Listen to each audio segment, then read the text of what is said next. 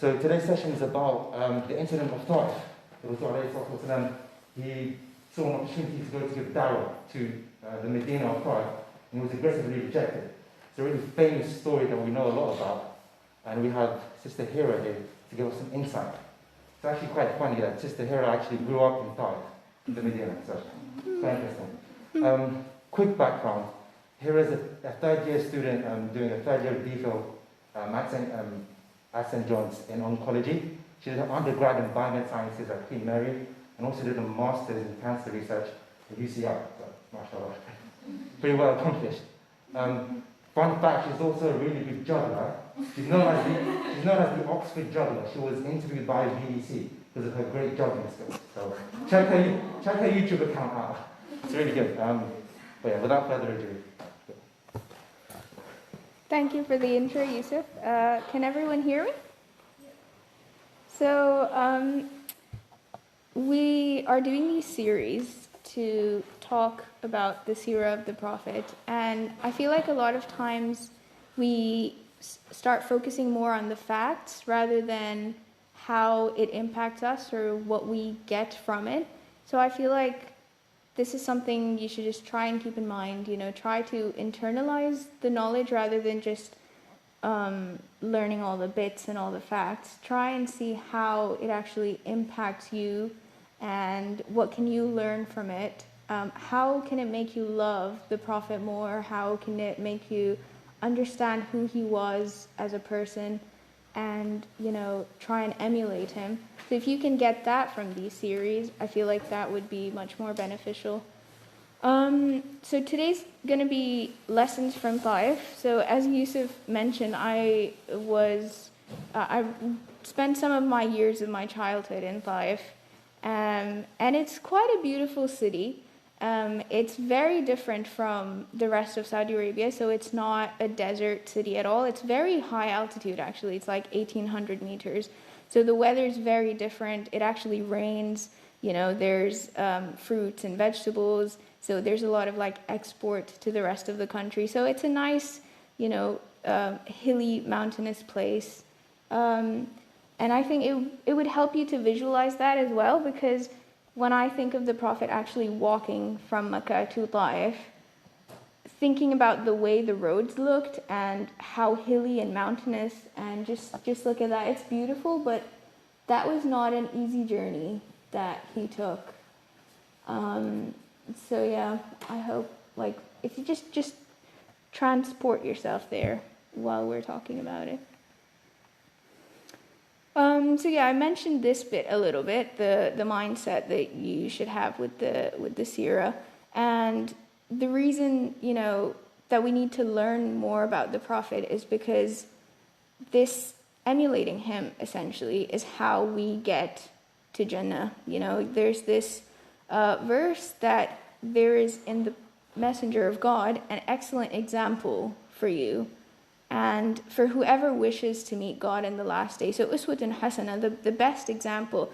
So essentially everything that God wants us to do, the Prophet has already emulated in his character. So just by knowing what he did and how he behaved and acted and reacted in different situations, we can essentially, meet God and the last day in a good manner, inshallah.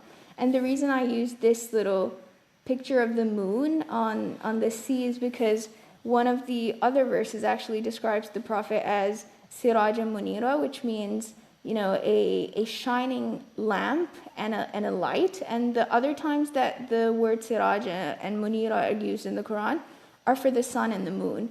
And so the scholars have said how the sun actually has its own light and the moon reflects the light. So the Prophet had these qualities where, he had this own internal light, and then he was also reflecting that light everywhere. And so it's Siraj Munira, that's what he was known as. And I think the darkness of the sea, is one of the most profound darknesses out there. And the moon just illuminates it, and if you've ever seen that, it's a very beautiful sight. And it's not the first time that the Prophet has been equated with the moon as well. There's a hadith where one of the Sahaba, the companions said, he is more radiant than the moon actually. So it's a beautiful example. So the incident of Taif, actually, it is one of my favorite bits of the seerah, and I was really surprised when, Yusuf just messaged out of the blue, and he was like, oh, you've been assigned the incident of Taif, and he didn't even know I lived in Taif or anything like that. And then, for me, it's, if I knew nothing else about the seerah, and if I just knew of this one incident and this whole event, it would actually impact me just the same, and I don't think much would change, because there is so much that you can derive from this. There's so much you can learn about who the Prophet was, that it's extremely powerful, and I hope that I can convey why that is. So a bit of background on what happened. This was the year of sorrow, as it's called in the seerah, and it was because the Prophet had lost his beloved uncle, Abu Talib, who he'd been living with his whole life, and also his wife Khadija had also passed away. So he was, extremely, sad and sorrowful. It was a very difficult period of time for him, but also because as Abu Talib then passed away, he had no protection in Mecca. So the Quraysh obviously had all, refused to accept, and they wanted nothing to do with the Prophet, and they would just not protect him. And the way things were in that time was that you needed to belong to a tribe in order to have protection. And so his life was unsafe. And so he thought maybe he should start looking at other cities to migrate to.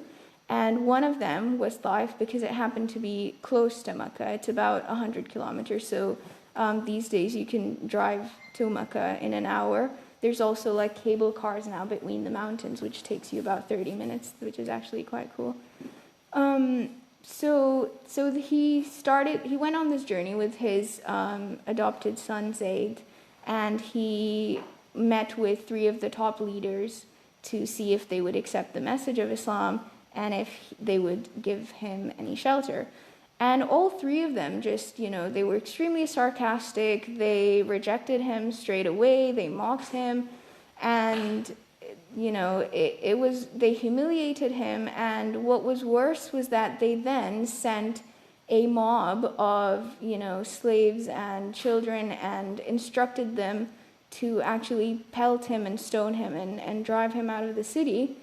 And we have this, narration where his wife actually asked him after a battle that had gone really badly, and she said, have you ever experienced anything more difficult than this day of the Battle of Uhud? And he was like, yeah, indeed, I have suffered a lot at the hands of your people, and the harshest of the days and the most painful days of my life was the day of Aqaba, he called it, the day of stoning. So, just imagine that. I mean, it's quite difficult to talk about as well, that he was just pelted and stoned and driven away in the most, cruel and excruciating of ways. And when you hear about it, it's like he was just shocked and he was traumatized. He didn't know where he was. He was just fleeing for his life, and got to somewhere that was 8 kilometers away from Taif. And until he reached there, there's this narration where until he reached there, he had no idea what was going on. He was just in this extreme state of shock and trauma. Nobody expects that. He just went there to talk to them about the message, asked to get protection, and instead he's been driven away like this. So it is quite painful to think of that. And so he flees and he gets to this orchard that's a few kilometers away. He sits down next to a wall and he utters this profound and just beautiful, beautiful dua. And to me, when you think about different prophets and like in a nutshell, how you see a prophet or how you connect most to one of the prophets, I have these little anecdotes for each of the prophet, like, oh, this was the prophet that did this, or, just to help me feel a better connection. And I feel like every time I think of the Prophet Muhammad, he is the person who uttered this prayer. And, when he was absolutely broken and in the lowest of low points, this is what he uttered. And for me, he will always be that person. And I'll go over this with you. So he started by saying, Allahumma ilayka ashku darfa quwwati wa qillata hilati, which is that, oh Allah, I complain solely to you of my weakness and my scarcity of resources and my humiliation before people. So, we just from here we learn how desperate he is and how weak and absolutely helpless he feels. And the way he says that I complain solely to you. And then he goes on to say, Ya Arhamar Rahimin, which is a beautiful way of calling God as well, which is Arhamar Rahimin, so the most merciful of those who have mercy. And then he says, Anta Rabbul Mustad'afin wa Anta Rabbi. So Rabb is quite a difficult word to capture in English, because it means everything from, master, owner, guardian, nourisher, sustainer, provider. It encapsulates a lot. And usually it's translated as Lord, but that's not, that doesn't capture most of what it means. So you are the guardian of the oppressed, and you are my guardian as well, which I think is a beautiful way to put it. Like, you're the guardian of the oppressed, and you're my guardian as well. I worship you, and you're my God. And then he says, Ila man takiluni, who have you entrusted me to? Ila ba'idin yatajahhamuni, ila aduwwin malaktahu amri. So he says, who have you entrusted me to? Who is going to take care of me now that I have no protection? Are you going to entrust me to these distant ones, as in the people in Taif that weren't related to him? Are you going to entrust me to a distant one who is hostile to me, or to an enemy who has authority over me, meaning his own other relatives back home in Mecca that were just... that had given up, on him. And then this is just a beautiful, the way he says, إِلَّمْ يَكُمْ بِكَ عَلَيَّ غَضَبٌ فَلَا أُبَالِي. It's, as long as you are not angry with me, then it doesn't bother me. Everything that's happening right now, it doesn't matter, as long as you're not angry with me, as long as this isn't your punishment. Which is beautiful to think that, here he is just humiliated and broken, and all he can think of is, wait, why is this happening? Is God actually angry at me? And for him to be in that state, and the first thing he does is actually communicate with God and talk to him and express these emotions, is really quite beautiful. So he says, as long as you're not angry with me, then it doesn't bother me, although your ease would be easier for me. So it's a great lesson to learn from this as well, that, there's this confusion of what it means to be content over God's decree, because, you can be content and you can say, okay, it doesn't bother me, but then it's okay to ask for something better. So he says, it's fine as long as you're not angry with me, but your ease would be easier for me, and your mercy would make this thing that I'm going through easier for me. And what a beautiful way to ask as well, it shows both contentment, but also that things can get better. I would like things to get better. This is my favorite bit of the dua. It's just absolutely beautiful. He says, A'udhu bi nuri wajhik, I seek refuge in the light of your face, alladhi ashraqat lahu dhulumat, through which all darknesses are dispelled. So dhulumat is actually plural, so it's not, this translation is not super accurate. It's not by which all darkness is dispelled, it's by which all darknesses, so multiple darknesses, every kind of darkness is dispelled through the light of your face.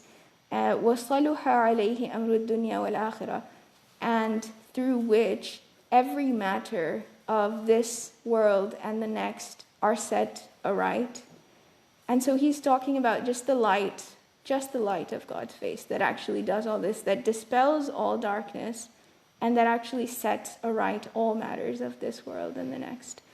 And what is he seeking refuge from? He then goes on to say, "Min an tunazzil bi ghadabak aw yahilla alayya sakhatak." I seek refuge from your wrath ever coming down on me, or your anger ever being justified on me. And then he says, لَكَ الْعُتْبَى حَتَّى تَرْضَى. To you I submit until you are pleased. حَتَّى تَرْضَى. وَلَا حَوْلَ وَلَا قُوَّةَ إِلَّا بِكَ. And there is no power to change, my condition. وَلَا قُوَّةَ إِلَّا بِكَ. And no strength without your support, as in I am absolutely powerless without you. So I think this is a dua that literally every one of us should learn. Anytime that you're facing any sort of difficulty, just seek refuge in the light of his face. It's just beautiful. And the thing they say about this dua is that there isn't really a verifiable chain as such of this dua, but the way they know that he uttered this is because it is so beautiful and so profound and so well put. The way he asks, the way he expresses his emotion, the way he glorifies God, the way he connects to him is just, it's only a prophet could have done this. So yeah, for me, he'll always be that person who sat on next to the wall in that orchard and uttering this profound dua. Also, after that state, when he's, just traumatized, he's shocked, most of us can't think straight, and yet he utters, أعوذ بنور وجهك الذي أشرقت له الظلمات. So, also for me, this incident of Taif is a beautiful proof of his prophethood, because, who would go through all this torture to, spread this message? Anyone would give up at this point, not someone who, like they called him a liar, or like he invented these things.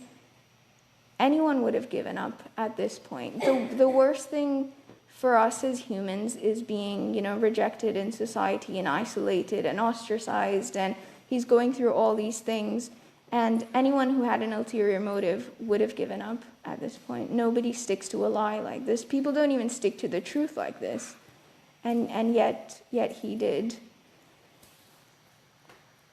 And then also the fact that, so he prayed here, and also when he was then still soaked in blood, walking back to Mecca, he stopped in the middle of the desert to actually pray tahajjud, which is, he never gave up on praying the night prayer, regardless of what was going on. And even if he was traveling or anything, he would still always pray the night prayer. And it's not how we would pray. He actually prayed, 2-3 hours at a stretch. And he did that still after all of this happened. And as humans, we get so frustrated and angry when something bad happens to us, and we start getting into this mindset of, how could this happen to me? Or God, why did you let this happen? And it's kind of, even if we wouldn't call it as being angry at God, we start, acting that way without even realizing, and we feel distant from him and don't communicate with him as well whenever these things are happening. And so this is also a great lesson, that instead of questioning why something like this was happening, he still went back to God and said, you're the only one who can actually make this better. And that is what a prophet would do. And then other things that really jump out to me are, all the qualities that he displays in this one event. So his perseverance, so some scholars say that he didn't actually go back to Mecca on the day. So the way it happened was that he went to Taif, spoke to the leaders, then also spoke to some other people. He was there for a couple of days until, he realized that this just wasn't going to work out. And so then this mob made him flee and leave. But he was perseverant, he was persistent, he didn't give up.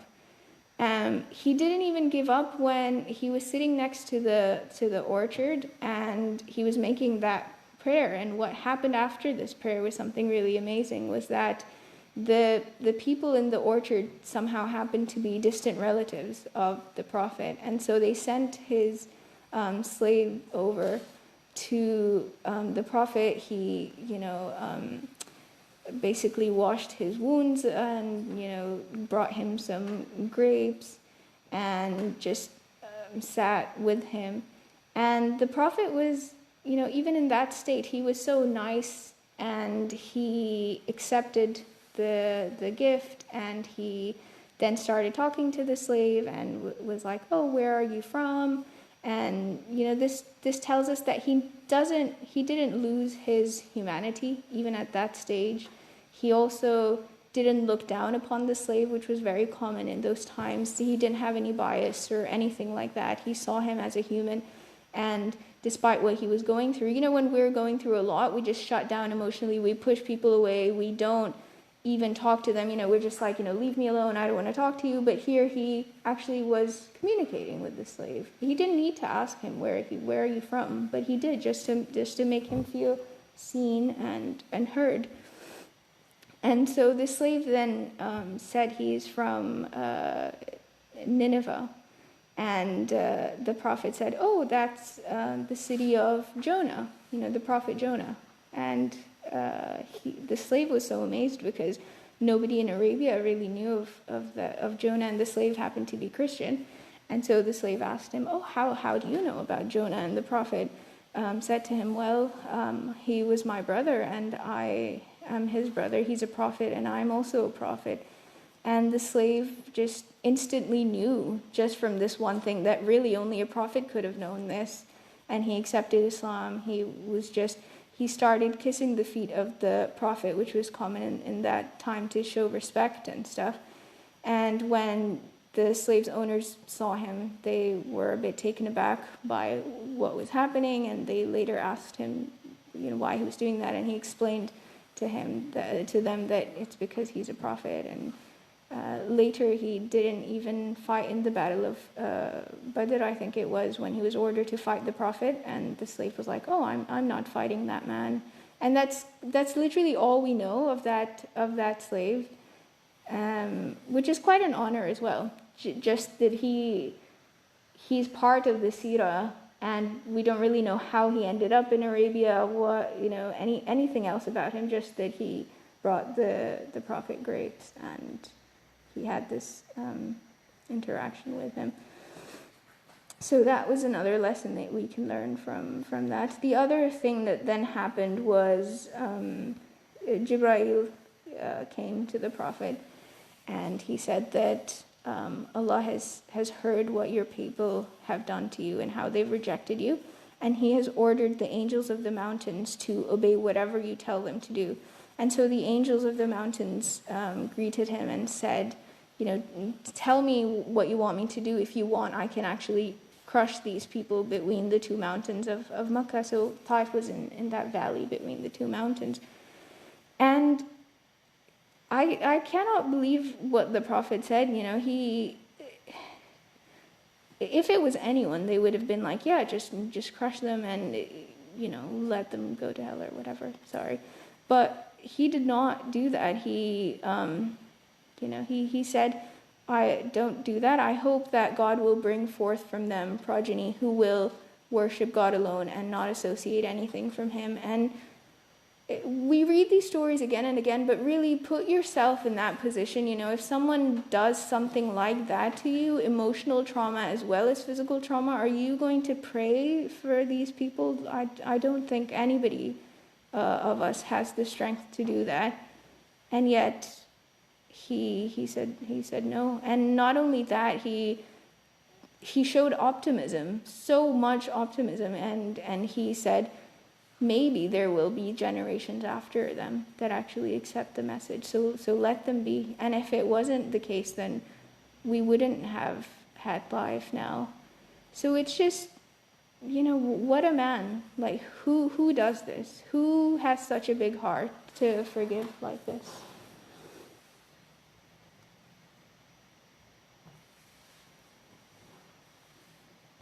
So that's mostly what happened, or the main bits from the incident of Taif. When he was going back and when he was praying tahajjud, what happened was that God sent a group of jinn, which are, they started listening to the Prophet. This is in the Quran, and how God is saying, remember when we sent you a group of jinns, and they heard your recitation and said to one another, oh, stop, let's listen to what is being recited. And then they instantly recognized that this book, is from the same source as the book of Moses. So these were Jewish jinns in a way.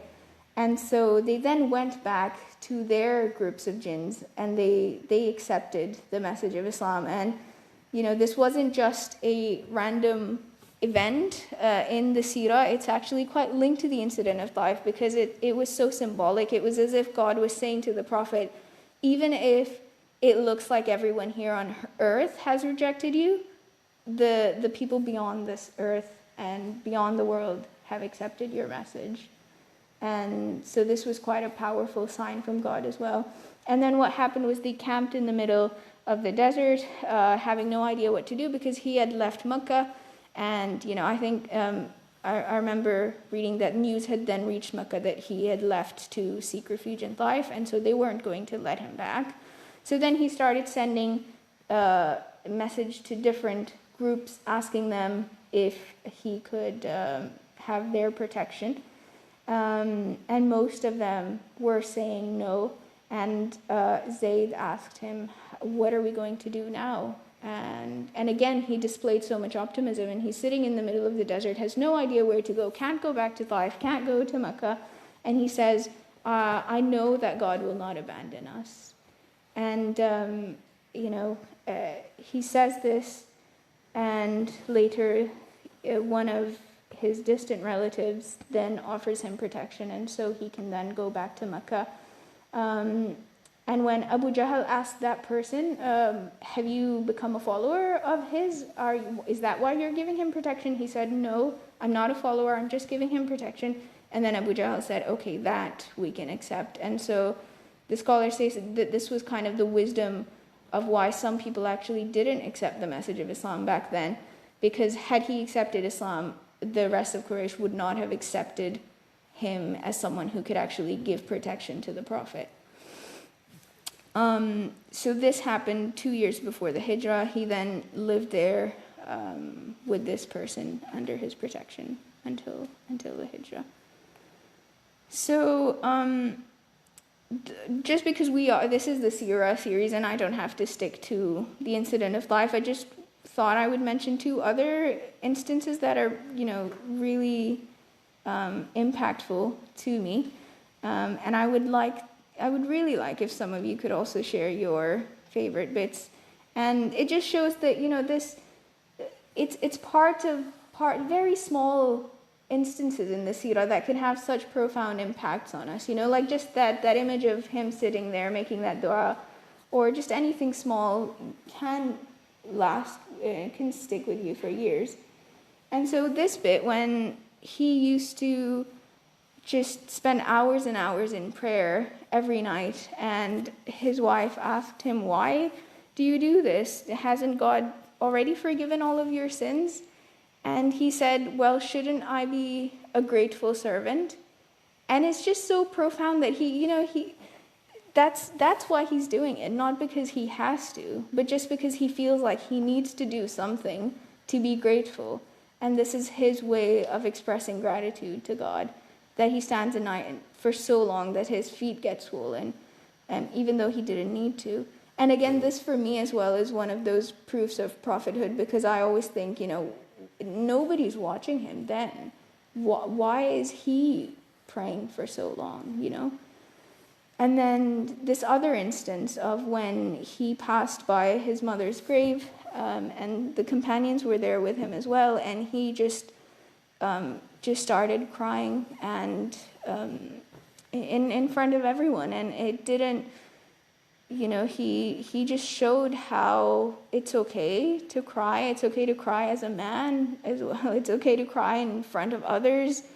You don't have to suppress your emotions like that. And just think of this powerful leader. He revolutionized Arabia. He had to deal with humongous armies. He was a military genius, and yet he was so down to earth and so gentle in his nature that he was just overcome with emotion, at his mother's grave, even though she passed away decades and decades before this event. And so I feel like just pondering over these small instances can really tell you who he was as a man, and also how we should all act as people. And I think, that's mine, and that's your Prophet, Muhammad, peace be upon him. May God help us all to truly understand who he was, and to connect with him, not just intellectually, but also emotionally understand who he was. And may God allow us to always love him and cherish him more and more as we learn more about him. And may God allow us to emulate his beautiful character and his characteristics. And may God unite us with him in the highest of paradise. Ameen. So if anybody would like to share your little bits of the seerah that have stuck with you, or that you find impactful or profound, I'd be really grateful to hear something.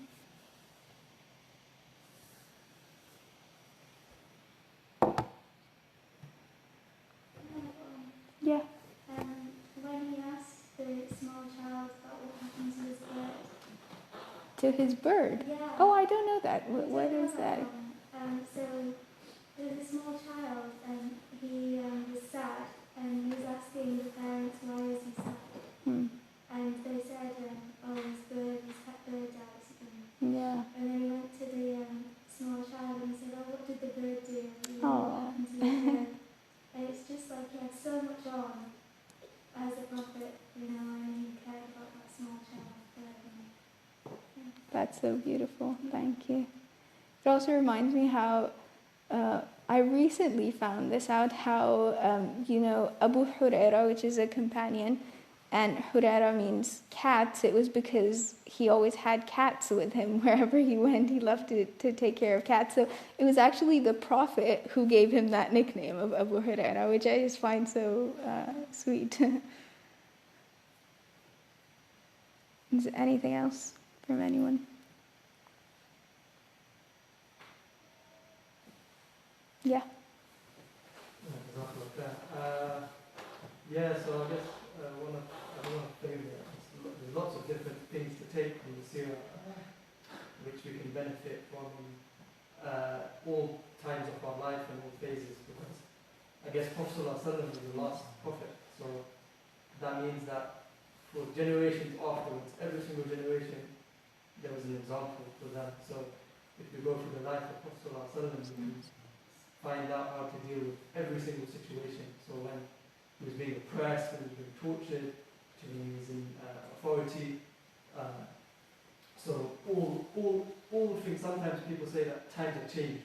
So now we have phones, now we have Facebook and whatnot. So you can't apply the seerah, you can't apply it to today in the same way. But that's definitely not true, because Allah subhanahu wa ta'ala sent Prophet as the last messenger, as a sort of example for us, in the sense that there didn't need to be any prophets after him, because what he came with and what he left, the Quran and the Sunnah, is enough for every single situation. I was going to be on a tangent, it wasn't actually situation. So I guess something related to this, which I found with Taif, the situation happened in Taif, as in related to that Prophet ﷺ, when he was being tortured and oppressed before this in Mecca, he was offered, the Quraysh came to him and they did offer him, he said, you know what, let's come to an agreement. Yeah, why you let this happen? We're torturing you, your Sahaba, the Sahaba is not giving in, the followers not giving in. In fact, they're making us look like fools because they're not giving in. So they said, let's come to an agreement, like let's just have peace. So we'll even make you like a leader amongst us, we'll give you, well, what do you want? We'll give you, if you're looking for a woman, we'll give you a woman. What do you want? If you're looking for a cure or a doctor, or something, we'll give you the best doctor, or the best wealth, or whatever. And he said, no, even if you were to give me the sun in my right hand and the moon in my left hand, I will not surrender this deen until, I'm paraphrasing, until this deen comes to the highest point. And it's really linked to Taif, because this was, he approached maybe 40 tribes, and it was perseverance. It wasn't just about seeking protection for himself. It was about the message, the responsibility that Allah subhanahu wa ta'ala had given him to propagate this deen, to get the deen to the highest level possible. If we look around the room around us, we're Muslims from all around the world. So how is that? It's because when we think of the situation in Taif and Prophet ﷺ suffered, we should be thinking, we directly benefit from that today, from our belief. Because when he went to other tribes and after that, and it wasn't just about protection. There was a lot of strategy involved. There was a lot of intelligence, intellectual. So, for instance, even when he went to Banu Amr afterwards, they even offered protection in that sense. But then they weren't offering protection against a particular tribe. They were saying, after this, we will take leadership. So after you die, we will take leadership. And he rejected it because he knew that. He knew if that happened, would Islam spread to all of the lands as we did today? So there's a lot for us to actually say, alhamdulillah, the benefit that strengthens our love for the Prophet that did this. And also for us to implement today as well, in the sense of what the parallel is today. How are we being repressed? How are the Muslims being repressed today? And how can we learn to persevere in that same way? Thank you, Jazakallah khair. Yeah, no, I always think that it's how can someone be so good at everything? Like if you think how he was as a leader, as you said, there was so much genius involved in the planning and everything. And then with society, with his own family, how he was as a father, as a husband, and just emotionally so intelligent and capable and yet humble. And it's hard for one person to excel at everything and have all these qualities in every area of life and be the best you can be in all of these areas, and yet he had that in him. So that is truly amazing. And how he just didn't want anything for himself. He passed away without much property or anything. He was a ruler over a large proportion of the world, and yet he passes away without anything to his name. So he was always just humble. He didn't want anything for himself, just wanted to share this message and save people. Yeah. Just one thing, I wanted to kind of kind of contextualize a little bit what happened in Taif, and obviously with current events and all what we're hearing about, like Islamophobia and whatnot, and the fact that we live in lands which are predominantly non-Muslim, and some of these lands are very profound in their disbelief. Like they really just excel in disbelief. Just like you see the people of Taif, they were just good at being fun. And I think it's very easy for us to kind of sit here and just be like, these people are just, like, they're such awful people, they're just never going to change and all this kind of stuff.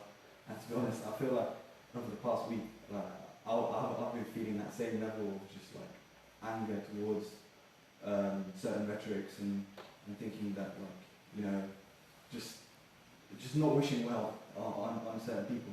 And when you compare that to Taif, you kind of take it for granted how far Islam spread from that focal point where right at the birthplace of Islam, it was already surrounded with like really rampant kufr and rejection of the message. This is people who would see the message, hear it from the source, from the greatest person to ever live, and it was so pure and uncorrupted, yet they still rejected. No, now we don't.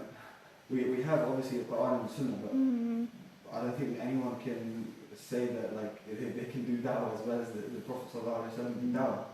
So I think that really should drive us to be more patient, more sympathetic, not sympathetic towards what they're saying, but kind of pity the ignorance and remain steadfast and not kind of just turn to hostility, which is so easy to do. And like, honestly, like I don't blame people when they're angry about it, but I think there's a really strong lesson to learn from that response in Taif and in all the other places and whatnot, and kind of have hope that us as a minority we can convey a message to people, especially in the UK. Maybe in other countries it's not as easy, but in the UK we can still go out and do dawah in the street and that kind of stuff, and we can still portray Islam through our character. That's true. And there's a lot of potential for us to do a lot of good. Yeah, especially through our character, as you said, because people read you before they read the book, so it's important to act our very best at all times. And what you said about how it spread everywhere, I saw this really amazing video.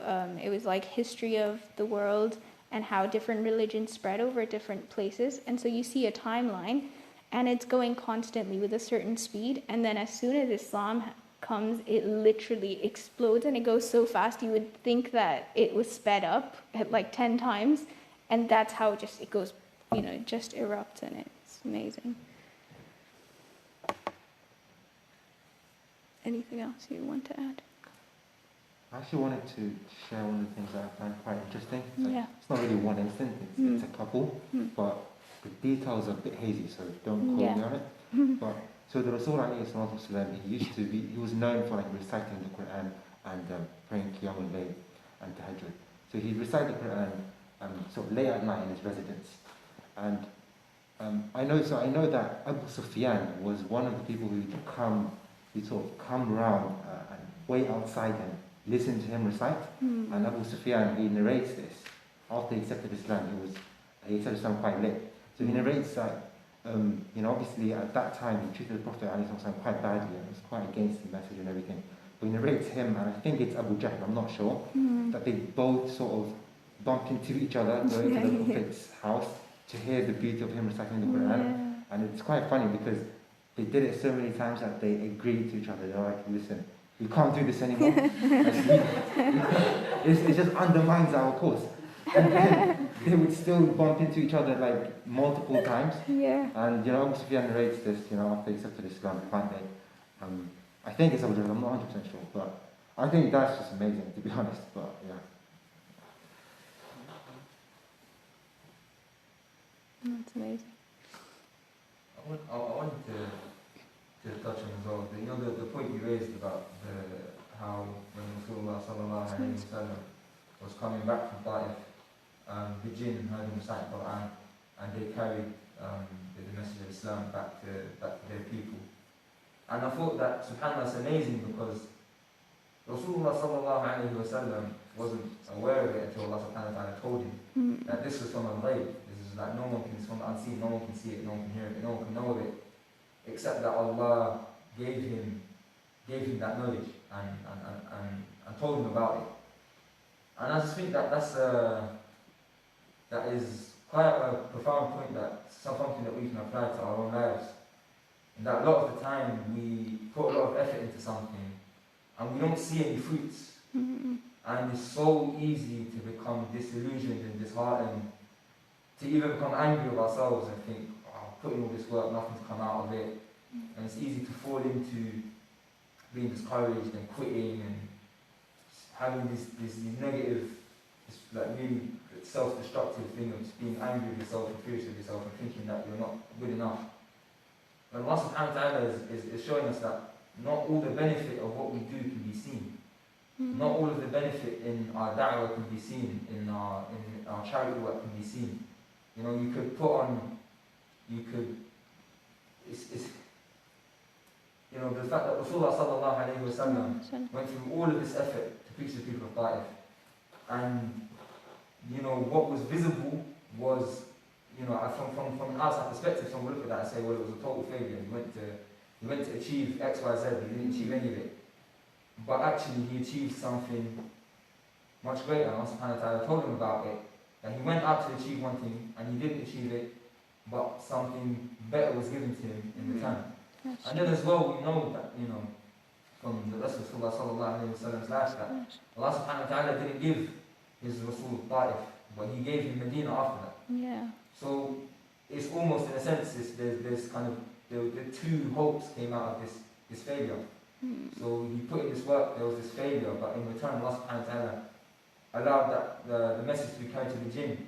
And he delayed that payoff until Medina, until something that was much, much greater in value and in its worth. So I think there's a very important lesson there for us, that when we put effort into something and we don't see an immediate return, not to be discouraged, because there's reward that you can't see, there's benefit that you can't see in the moment, and there's also a benefit that's delayed. That's so true. Thank you for sharing that. I think we'll end it there. Conscious of time. I want to say thank you to Hira for giving such an amazing talk. I think it was really heartfelt, and it definitely went to what we're trying to do with this series. So yeah, keep an eye out for the third episode of this series, inshallah, happening in about 2 weeks. We'll be going through the journey of Isra and Mi'raj. It's quite a famous event, quite a famous story that we'll hear about. So that